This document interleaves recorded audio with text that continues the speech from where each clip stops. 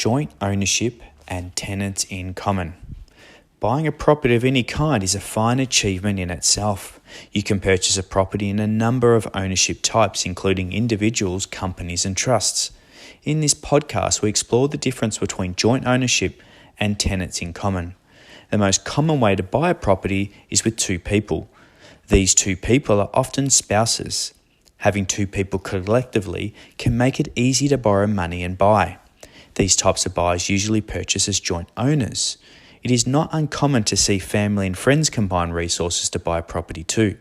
In these cases, they often look to purchasing it via tenants in common.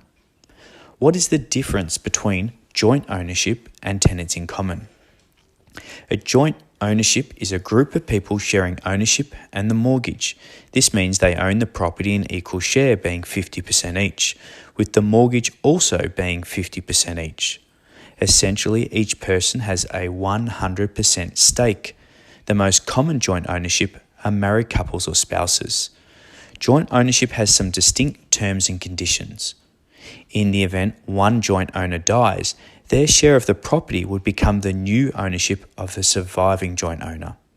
An established will, being an estate plan, will not allow you to allocate your share to a nominated beneficiary. Both joint owners need to agree on selling the property before it can go on market. And finally, a married couple that owns a property together are considered as joint owners. Tenants in common.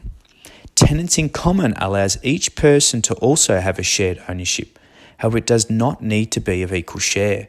For example, two owners can choose to have a 50% share, but they can also change that split to an 80-20% or a 60-40%. Or they may have four people accepting an even stake of 25% each. The most common tenants in common may be a business partnership or siblings buying together.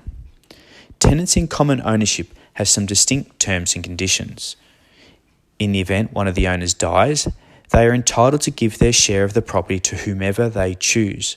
This is managed through their will or their estate. This means the other surviving owners are not automatically entitled to the deceased share.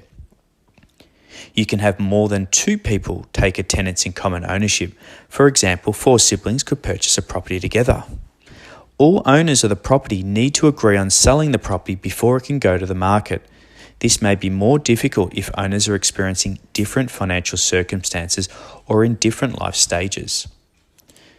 Joint ownership and tenants in common. Which is the best? All financial decisions provide advantages and disadvantages, both ownership types and have specific characteristics to serve different purposes. Given the fact both joint ownership and tenants in common have legal obligations and requirements, we strongly recommend consulting a lawyer or a solicitor. They'll take into account your situation and provide qualified legal advice to further help you understand the difference between the two. If you're interested in buying a property, we welcome the opportunity to help you. You can contact us at any time to discuss your circumstances as we source brand new and off-the-plan properties for buyers. If you'd like to learn more about what we do and how we go about it, please visit our website at www.crestproperty.net.au. Thank you.